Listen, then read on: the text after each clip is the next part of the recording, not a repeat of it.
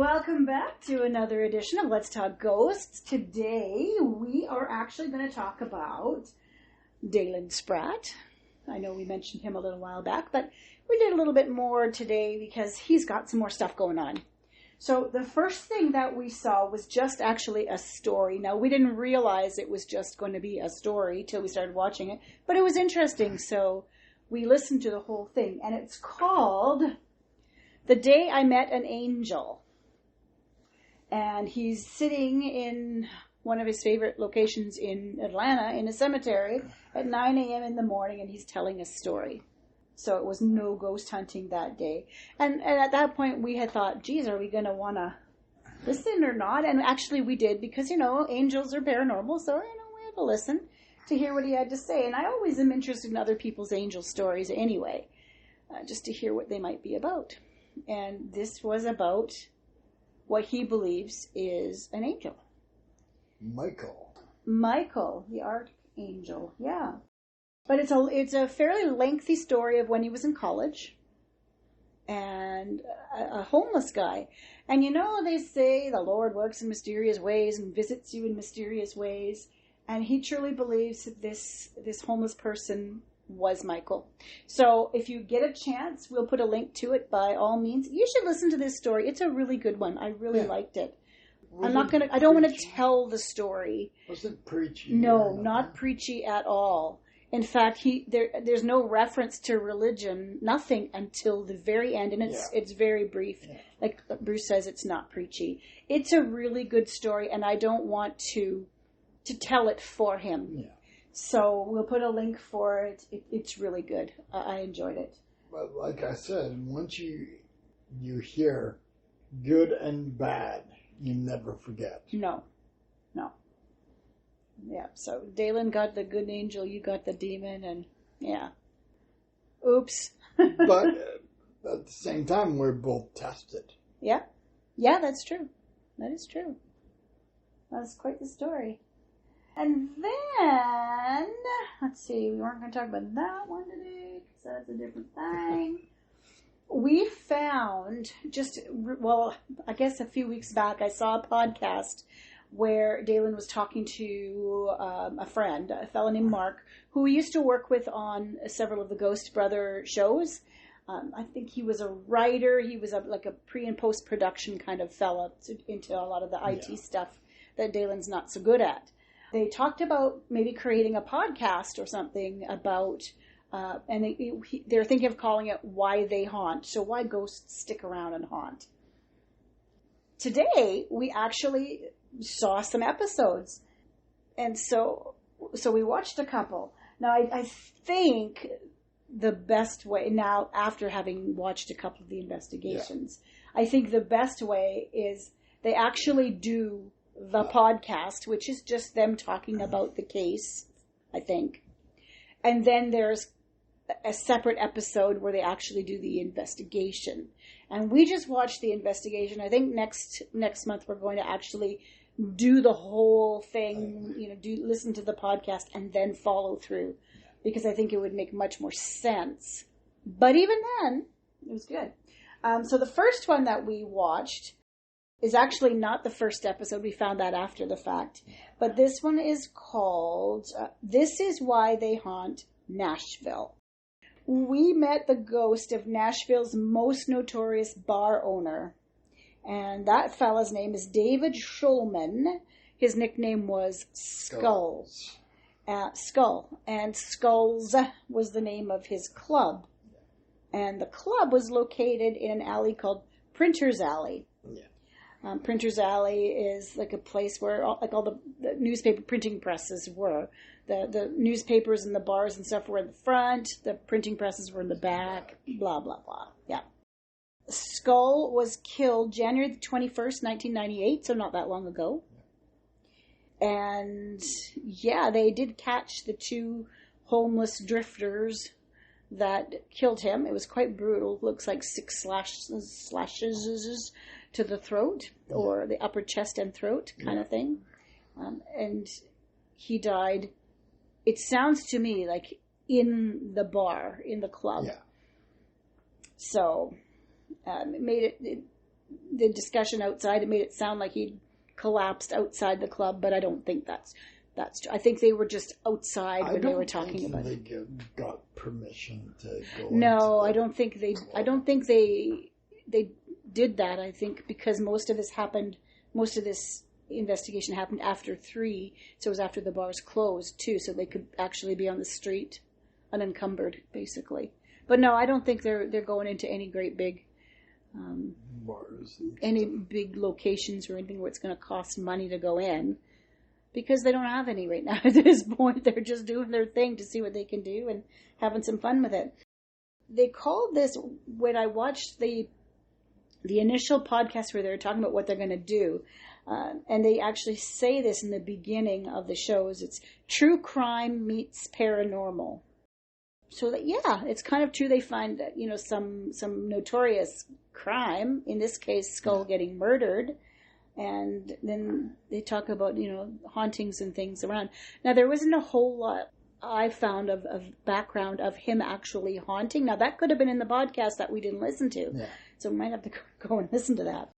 But there was some. So they did a really good history of it, even if they probably did it in the actual podcast. But they did a really good history about the alley and what happened to him. And then they did an EVP session in the alley. So it was like after 3 a.m., so bars closed. Not a lot of activity going on. And they set up in the alley with their stools and their cameras and did a EVP session. Yeah. They got some stuff.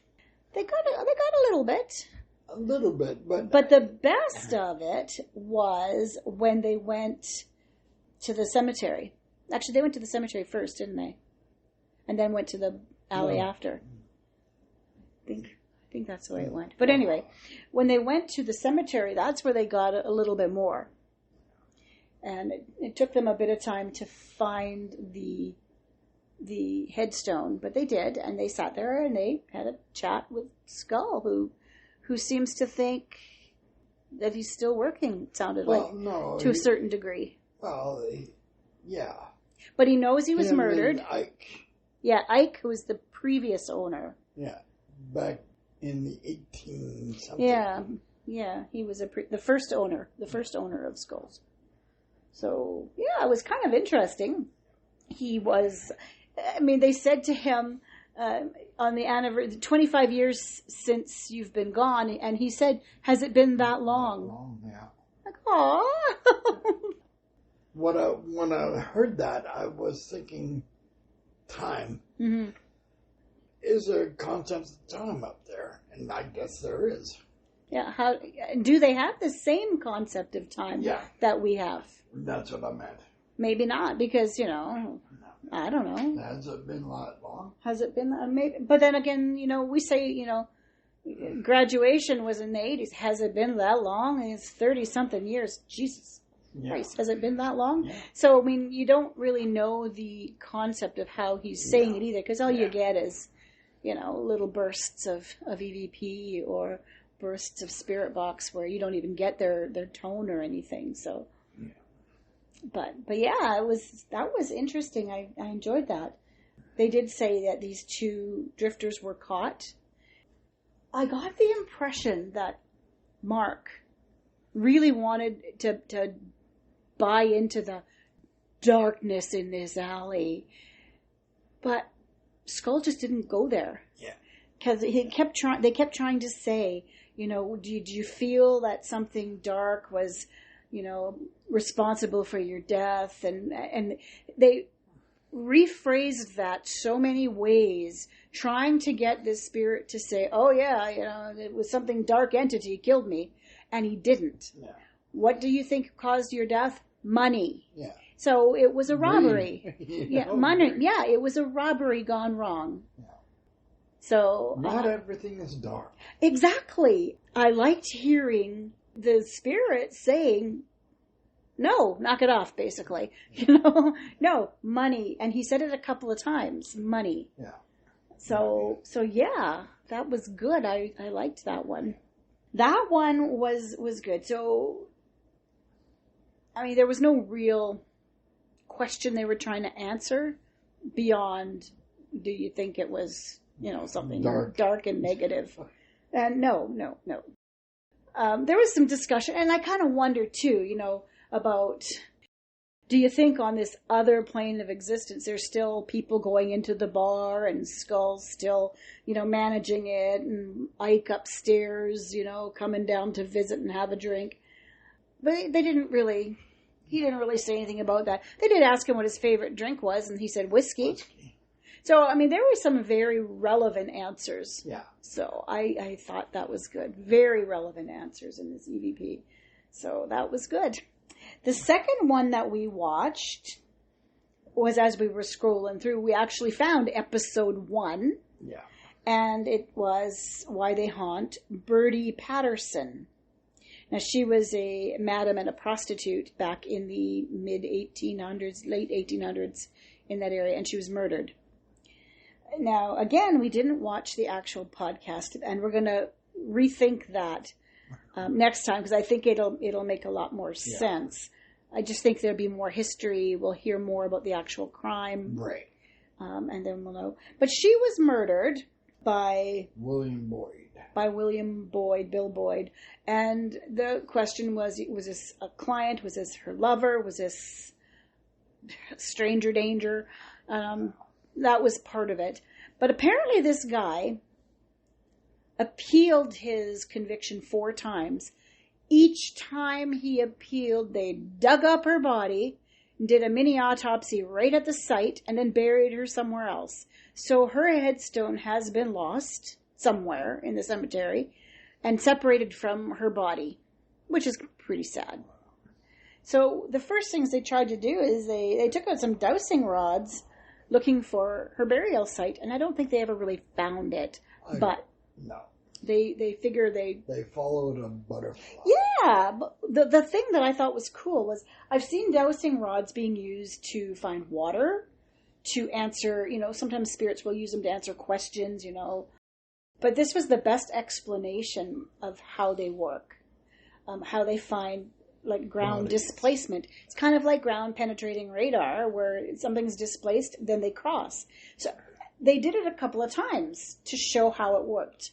It was really very cool. Asking permission of the spirit to stand on his grave. That was kind of cool. Well, it's respectful. Yeah, very. Yeah, Dalen was very skeptical at first, and they showed him doing it and how the dowsing rods, which were made of copper, I don't know if that makes a difference, actually crossed as he stepped over the grave. So, there was somebody buried there, and I don't think it's so much that it's picking up on the body, but I think the ground displacement of how someone had been buried there, and the ground has been displaced. That's my thought. Yeah.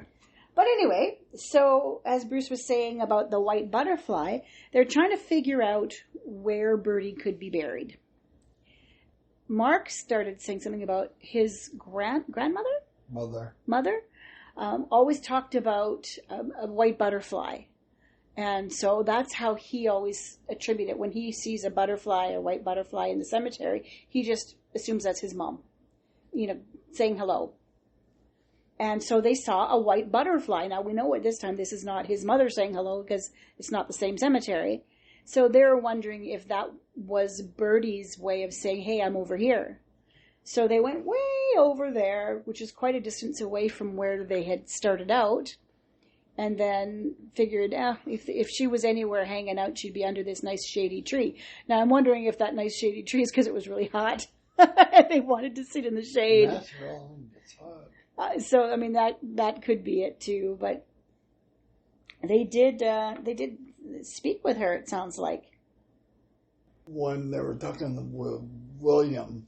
Yeah, I believed that more than the Birdie stuff, because it was not consistent enough for my liking. Yeah, they didn't get a lot from her. No. I didn't find they got a lot from her. But I found was interesting is they kept hearing, and it's same in the first episode, 2 names, Rosemary and Mary Ellen. Yeah. Now, Dalen says since November, he's been having these 2 spirits follow him around when he's been in Atlanta.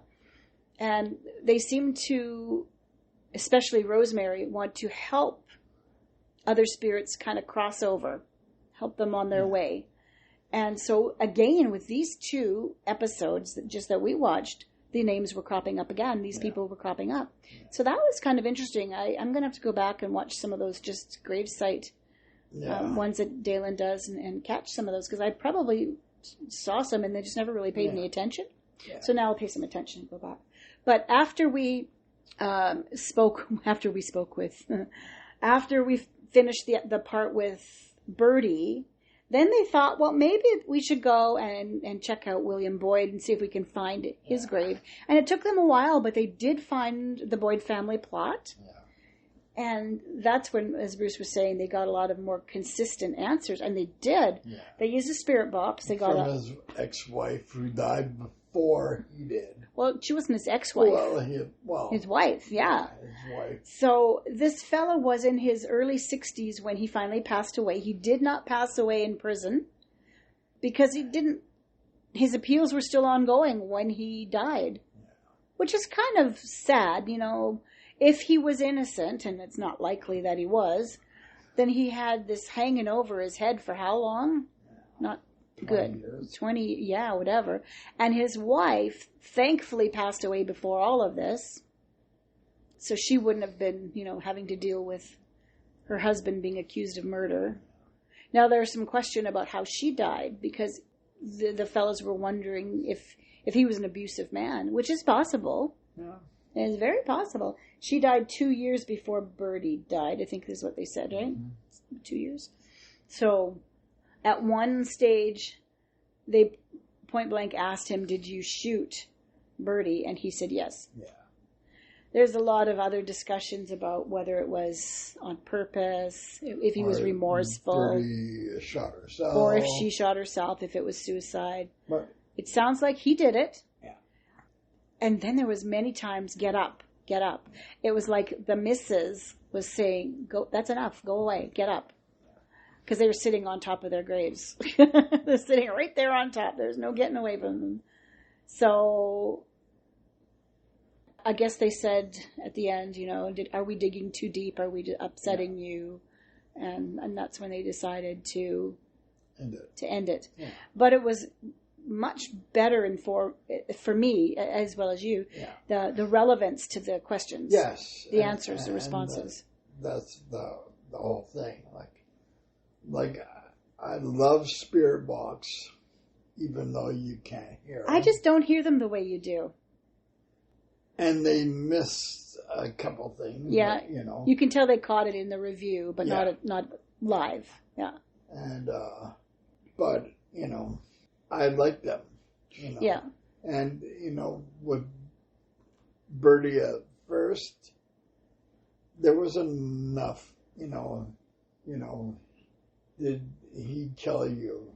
There was no relevance there. It was just a bunch of words being spit out. Yeah. And also and I've said this before, I still really don't like investigating in cemeteries. Yeah. First of all, you've got spirits that are sleeping, and do you really want to wake up something that could be bad? But anyway, they're specifically going to certain places, but there are spirits that are awake and they're being bombarded with people speaking to them. So how much is other spirits versus the one that they want? Exactly. You just don't know sometimes. The questions that they were getting, or the responses they were getting when they were talking to Bill, you could filter out basically all the ones that were not him. Yeah. Because he was answering specifically to the questions they were asking. So those ones were the ones that was making sense. And you get a lot of help me's. And because they know somebody's listening. Yeah, and exactly. And how fair is it to ignore them when you're... Yeah. I've just never been a big fan. Don't like... I've never been a big fan of cemeteries, but I'm a big fan of Dalen Spratt. Yeah. I like the way he is respectful. Yeah. He's very respectful of the spirits. Yeah. And I do appreciate that.